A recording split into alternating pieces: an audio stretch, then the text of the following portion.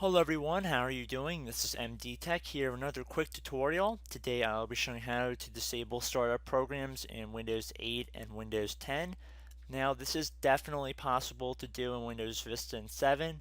It just requires a couple different steps and we're not tailoring this video towards those users.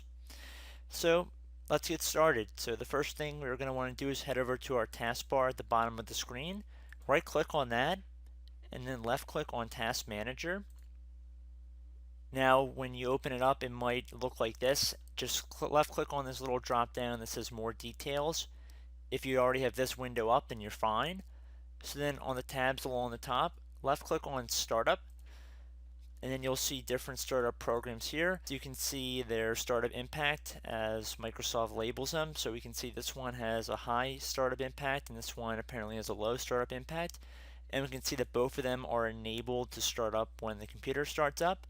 So it's very easy to disable this. You could either just left click on this button down here that says disable,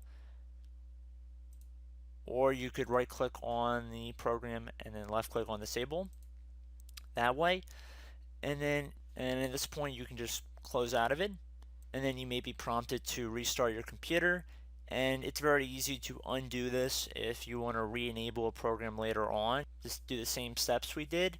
And by doing this, we're not actually deleting any programs, so you do not have to worry about deleting anything. We're just harmlessly disabling it when your computer starts up. Also, on a side note, I would not recommend disabling your antivirus software.